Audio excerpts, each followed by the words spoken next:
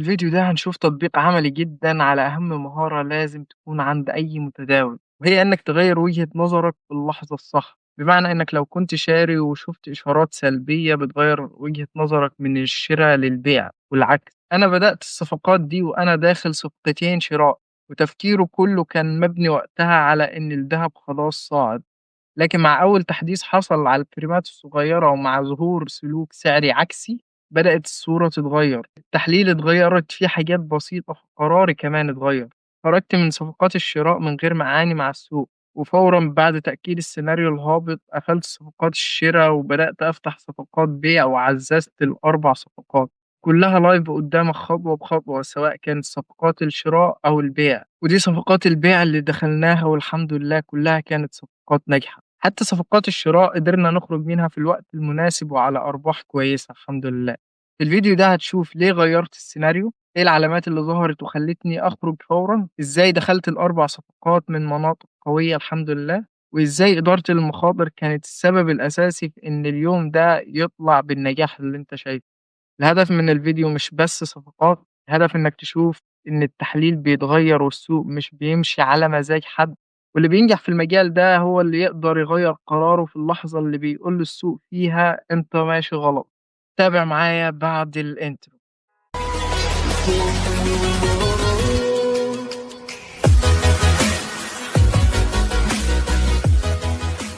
دخلنا الصفقة دي بناء على التحليل الأسبوعي اللي نزلته، زي ما قلت لك لو ما شفتش السيناريوهات أنصحك تشوف التحليل الأسبوعي وترجع، بس زي ما قلت لك على التحليل إن دي كلها مناطق اهتمام هنتظر عندها السعر هو اللي change of character. تمام. فعلا على الفريمات الصغيرة زي ما قلت لك على الدقيقة أو ال5 دقايق حصل change of character كمان، مش market structure shift. فده دليل قوي شوية على إن السعر هيصعد، غير إن عندي هنا عمل سحب سيولة بشمعة IFC من المناطق دي. ده تأكيد على الأقل إن الذهب هيصعد المناطق دي. فعل الأوردر بلوك كده حتى لو هيكمل هبوط. طب تعالى نشوف حركة السعر على الفريمات الصغيرة. تعالى الأول نحدد منطقة الاهتمام اللي قلت لك عليها قبل كده. دي كلها منطقة اهتمام. اللي حصل عندي على الفريم الدقيقة، السعر صعد من منطقة الاهتمام على الفريم الساعة. عمل عندي هنا.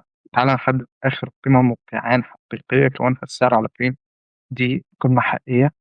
عندي هنا سحب الانديوسمنت من المناطق دي. بما إن دي قمة حقيقية فبالتالي ده قاع حقيقي. المناطق دي عندي تعال نشوف مفيش أي inducement اتكون بما إننا لسه في رينج القمة والقاع السابقين. هنا هل السعر كسر؟ لا. أقرب inducement للموجة دي هو المنطقة دي. السعر مفعلهاش فبالتالي بقيت عندي دي السعر مرجعلهاش، بالتالي ده بقى آخر inducement. السعر سحب الانديوسمنت ونزل فبالتالي دي بقت عندي قاع حقيقي. دي قمة حقيقية فبالتالي ده قاع حقيقي. يبقى عندي الماركت ستراكشر شيفت على فريم الدقيقة في المناطق دي. السعر فعلا حقق ماركت ستراكشر شيفت زي ما واضح قدامك. السعر فعلا قدر يعمل شينج اوف كاركتر وأغلق فوق المناطق دي. احنا دخلنا صفيتنا من الاوردر بلوك كده. تمام. أو منطقة الفليب زون بمعنى أصح، منتظرين على الأقل السعر يعمل. بص أنا ليه واخد الأهداف البعيدة دي؟ أول حاجة الأهداف زي ما قلت لك اشتغل فيها بيريود ويف. أنا عندي دي الموجة 5. تمام. وبما إني الصعود ABC 1، ABC 2، ABC 3، ABC 4، فدي موجة قطرية نهائية. تمام. أقرب هدف للموجة بما إنها منفرجة من قاع 2 قمة 3 حتى قاع 4. الهدف بتاعي عند الواحد صحيح من الموجة دي، يعني على الأقل الموجة دي لازم تبقى على الأقل قد الموجة دي أو تكسرها بشمعات بسيطة. فاهمني؟ كمان كان ممكن آخد هدف ثالث في المناطق دي، بس مش حابب أخاطر أكتر من كده، لأن وارد السعر ينهار بعد الحرية دي لو السيناريو اكتمل. فبعد تحقيق الهدف بمجرد هحاول أدور على فرص للبيع بمجرد ما هيحصل ماركت ستراكشر. ولو دخلنا الصفقة وكانت الصفقة دي ناجحة هشرح لك الصفقة الجاية إن شاء الله. طيب الصفقة دي لو فشلت بالتالي زي ما قلت لك هيبقى عندي دي كلها A، دي كلها B، ودي كلها C. انتظر المناطق دي هيضرب لي ستوب. ممكن ياخد سيولة القاعدة. نحاول نفعل اوردر من المناطق دي زي ما وضحت لك. شوف السعر هيعمل ايه. بص يا صديقي، هنا عمل بص. اي نعم هو سويت، بس نظرا ان اخترق القمة دي نتحرك وقف الخسارة على الدخول تقريبا. وقف الخسارة هيكون اسفل الدخول مباشرة يعني. تمام. هنشوف في صفقة تاني على فريم الدقيقة أو ال5 دقايق ولا لأ. بس نقفل الصفقة دي خالص فيها. تمام. بالتالي أنا ممكن أدخل من المناطق دي وقف الخسارة نفس الصفقة الأولانية.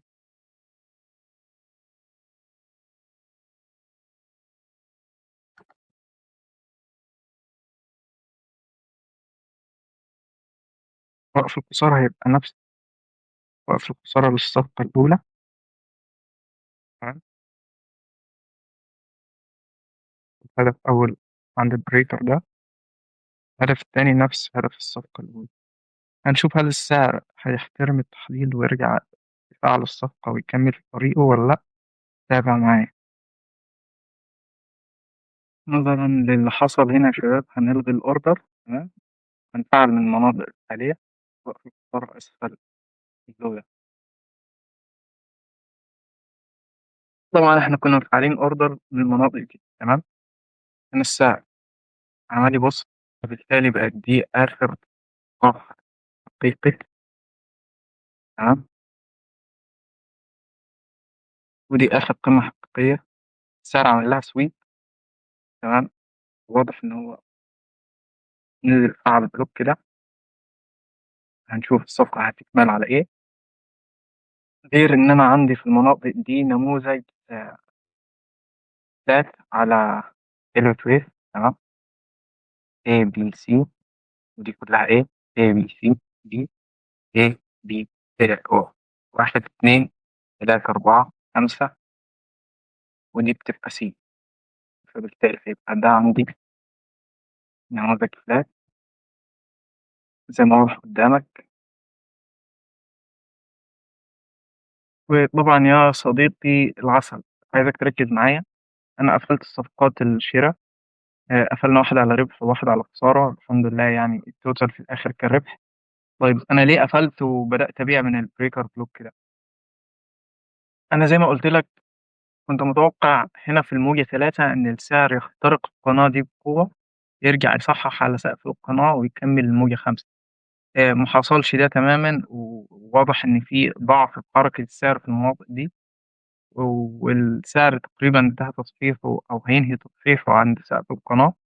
فبالتالي ده بقى عندي A B، دي كلها C. تمام. ودي كلها هتبقى A. احنا هنصعد دي B، منتظرين C عشان نكون النموذج الأساسي اللي قلت لك عليه في التحليل الأسبوعي اللي هو الفلات. تمام. عندي A B C ودي A B C، لا A B C ودي كلها B. والهبوط هنا دي كلها A B، انتظار C. تمام. يبقى دي كلها عندي زجزاج. طيب أنا ليه حددت الأهداف دي؟ أول حاجة هنا هدف عند البوس. تمام. 3 ل1 تقريبا. الهدف الثاني هو إكمال نموذج الزجزاج. ومن منطقة الزجزاج هنا هندور على صفقات شراء بإذن الله. بمجرد ما يحصل أي change of character على فريم ال5 دقايق أو الدقيقة هنرجع نصعد مع الذهب تاني إن شاء الله.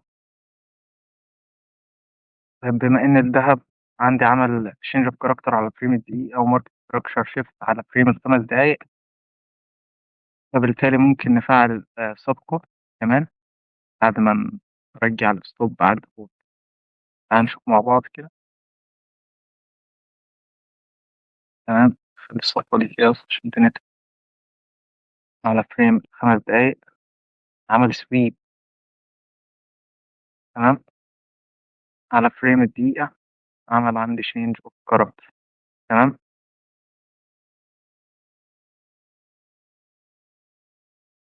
market structure shift كان in. تمام.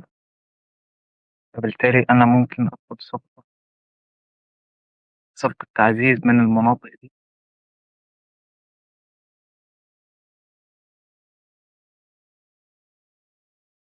كده الصفقة التانية تكون اتفعلت معانا يا شباب. هنشوف الذهب هل هيحترم التحليل ولا دي رأي تاني. الأهداف زي ما هي. ممكن بس أسيب الهدف ده مفتوح لحد ما يظهر عندي change of character ونشوف الدنيا هتمشي ازاي. بس يا صديقي هنعزز الدخول تاني من المناطق دي نفس وقف الخسارة، نظرا عندي إن هنا اكتملت الموجة الأولى. تمام.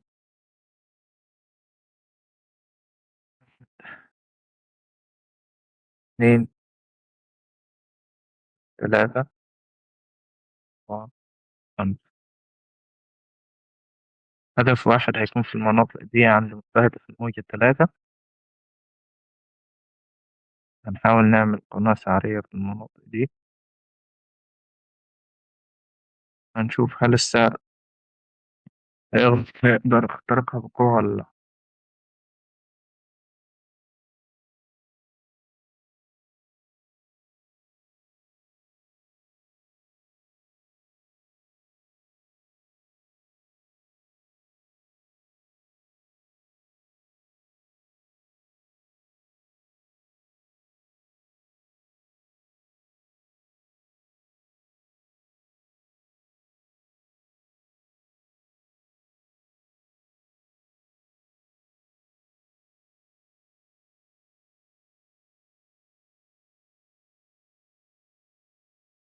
الحمد لله يا صديقي، الثلاث صفقات حققوا أهدافهم.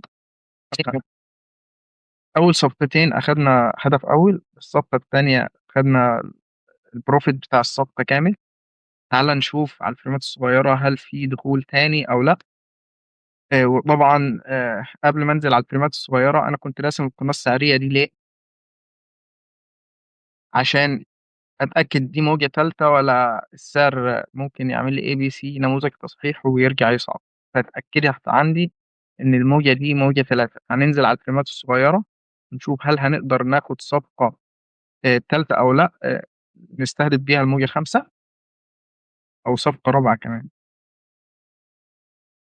تعالى نرسم القناة السعرية الخاصة بالموجة.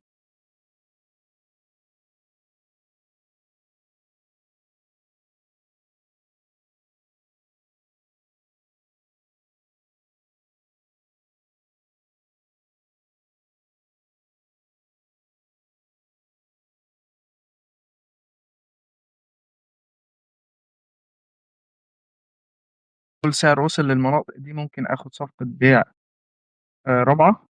وقف الخسارة طبعا زي ما قلت لك. تعالى نعد الموجات الأول بس عشان تبقى فاهم ليه وقف الخسارة حددته هنا. عندي هنا 1 2 دي كلها 3 منتظر 4 من ثم 5. تمام. طيب يبقى أنا حددت وقف الخسارة بناء على إيه؟ تداخل القنوات السعرية عندي في إليوت. الموجة الحافزة ودي واضح إنها موجة حافزة ما بتتدخلش مع الموجة الأولى. تمام. فبالتالي وقف الخسارة هيكون في المناطق دي. الهدف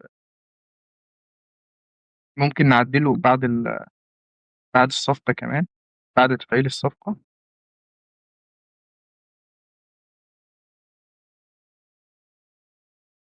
خلينا نتابع ونركز ونشوف إيه اللي هيحصل مع بعض لحظة بلحظة.